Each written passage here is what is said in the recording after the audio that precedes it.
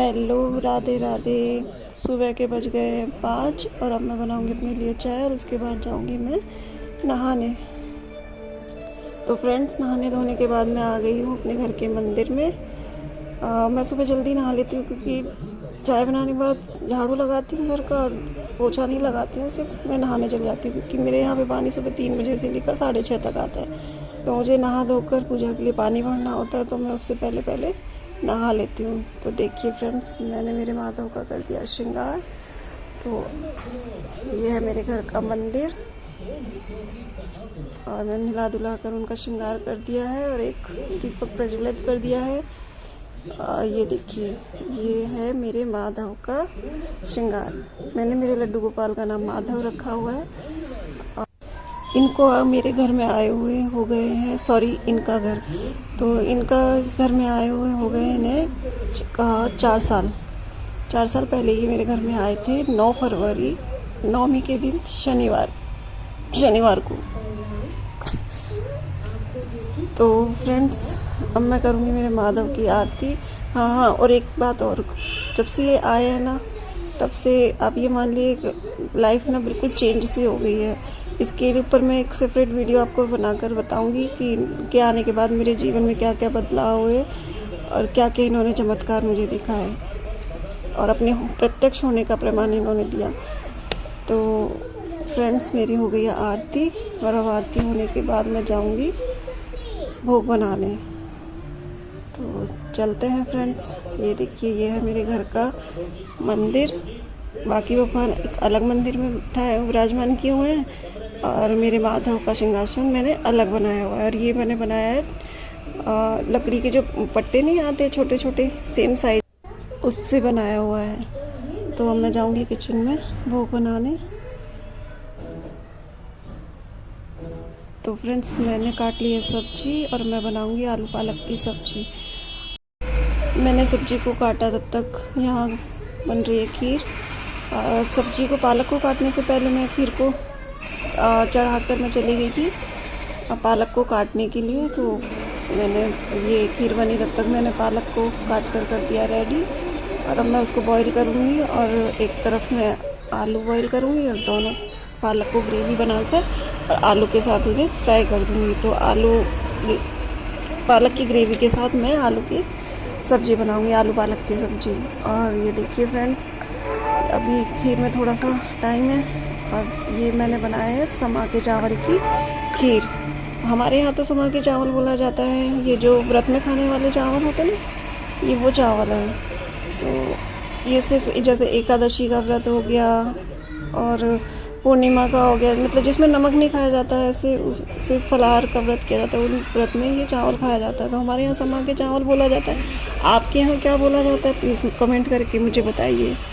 तो अब मैं खीर को थोड़ा चला देती हूँ क्योंकि बीच बीच में अगर मैं खीर नहीं चलाऊँगी तो ये नीचे लग जाएगी।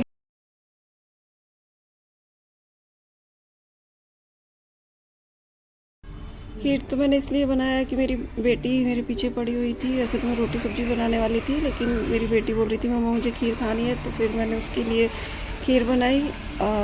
मैंने सोचा कि इस बहाने मेरे माधव को भोग भी लग जाएगा, क्योंकि मुझे समझ भी नहीं आ रहा था कि मैं मीठे में क्या बनाऊँ, क्या रखूँ भोग में, क्योंकि मैं रोज़ अलग अलग चीज़ रखती हूँ। जैसे कभी मिश्री रख दी, कभी किशमिश, आज कभी सूखा कुछ रखा हुआ है मीठे में, कभी गुड़, कभी बूरा, ऐसा कुछ मैं साथ में मीठा, मैं कभी चीनी, इस तरीके से मैं रख देती हूँ।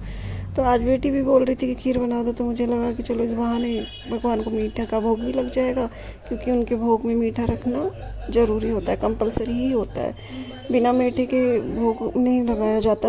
तो जैसे मैं कभी कुछ नहीं बना पाती हूँ तो मैं कभी किशमिश रख देती हूँ रोटी सब्जी के साथ में, या कभी रोटी के ऊपर बूरा रख देती हूँ, मिश्री रख देती हूँ, किशमिश रख देती हूँ, कुछ भी, मतलब इस तरीके से कुछ भी एक मीठा, चाहे गुड़ रख दो, कुछ भी एक मीठा रखना बहुत ज़रूरी होता है। तो इसीलिए मैंने फिर सोचा कि चलो खीर, बेटी बोल भी रही है तो खीर बन भी जाएगी और मीठे का भोग भी लग जाएगा।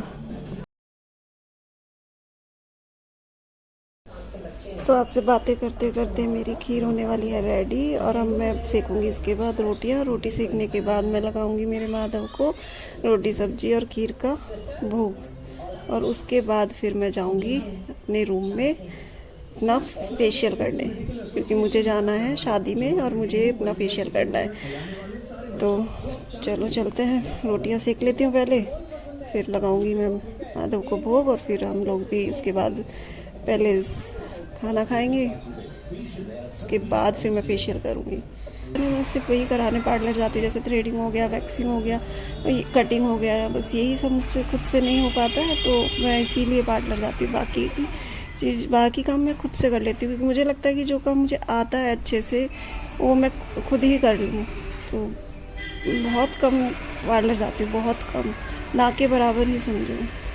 तो फ्रेंड्स, पैक सूखने के बाद और मुँह धोने के बाद अब आप मेरा फेस देखिए, थोड़ा हल्का ग्लो तो आया है। पूरे तरीके से तो अभी नहीं दिखेगा, क्योंकि कहते हैं फेशियल का ग्लो 2 दिन बाद या 3 दिन बाद ही आता है, तो अभी तो इतना नहीं दिख रहा है, लेकिन 2 दिन बाद इसका खुल के निखार चेहरे पे दिखने लगेगा, खुल के ग्लो आएगा, क्योंकि फेशियल का ग्लो 2 दिन के बाद ही आता है, तुरंत ही नहीं आता है। तो फ्रेंड्स, अब उसके बाद मैं ले आई हूँ ये फटी एड़ियों की दवा, क्योंकि कई दिनों से मेरे पैरों की एड़ियाँ भी फटी हुई है। तो अब मैं इसे अपने पैरों पे लगाऊंगी। इसमें है सरसों का तेल 2 चम्मच, आधा मोमबत्ती का टुकड़ा है, ग्लिसरीन है, और विटामिन ई के कैप्सूल हैं 2। तो इन सबको मिक्स करके गर्म करके अच्छे से, और मैं इसे लगाऊंगी अपनी एड़ियों पे, पैरों पे, पूरे पैर पे चारों तरफ मैं इसे अच्छे से लगा लूँगी। जहाँ जहाँ मेरी एड़ियाँ फट रही हैं या रफ हो रही है, मैं वहाँ इन सबको मैं अच्छे से लगा लूँगी। और उसके बाद मैं इसके ऊपर लगा लूँगी फॉइल पेपर, और उसके ऊपर पहन लूँगी मैं सॉक्स, और फिर मैं सॉक्स को खोलूँगी सुबह अगले दिन। तो मैं इसे लगा लेती हूँ पैरों में अच्छे से, दोनों पैरों में अच्छे से। और अगर दूसरे पैर में अभी थोड़ा थोड़ा मुझे लग रहा है कि ये ठंडा हो गया, तो मैं इसे फिर से गर्म करूँगी। दूसरे पैर में जब मैं लगाऊंगी तो इसे मैं फिर से गर्म करूँगी, क्योंकि ये गर्म गर्म ही लगाया जाता है।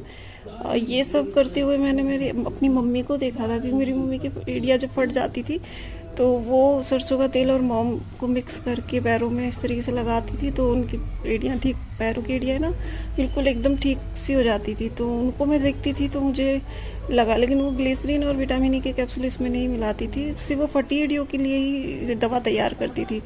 और ग्लिसरीन और विटामिन ई के कैप्सूल से क्या थोड़ी सी सॉफ्टनेस आ जाती है पैरों में, तो मैंने इसमें ग्लिसरीन और विटामिन ई के कैप्सूल भी मिला लिए हैं। मेरी मम्मी सिर्फ इसमें सरसों का तेल और ओम डालकर और पैरों में लगाती थी। तो अब मैंने इसमें पहन लिया फॉइल पेपर लगा के, और सॉक्स को पहन लिया है।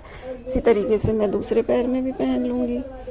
तो अब इससे क्या, मुझे काम करने में भी दिक्कत नहीं होगी, काम भी मैं चलना फिरना सब काम अच्छे से कर लूँगी। और मैं ये सॉक्स उतारूँगी अगले दिन सुबह जब मैं नहाऊँगी, तो सुबह तक ही मेरी एड़ियाँ है ना एकदम ऐसी हो जाएंगी, एकदम सॉफ्ट। तो मैं हफ्ते में 2 बार इसको ज़रूर लगाती हूँ, ताकि मेरी एड़ियाँ फटे ना। ही नहीं कि मेरी एड़ियाँ कभी फटी भी थी। तो देखिए फ्रेंड्स, अब मैं दूसरे पैर में भी इसे पहन लेती हूँ। तो ये देखो, मैंने दोनों पैरों में फॉइल पेपर लगाकर सॉक्स को पहन लिया। तो आपको मेरा ये वीडियो कैसा लगा प्लीज़ कमेंट करके बताइए, लाइक कीजिए, सब्सक्राइब कीजिए। लव यू ऑल, और ढेर सारा मुझे प्यार दीजिए, मुझे सपोर्ट कीजिए। Thank you. बड़ों को प्रणाम और छोटों को प्यार। Love you all. Thank you मेरी वीडियो को देखने के लिए।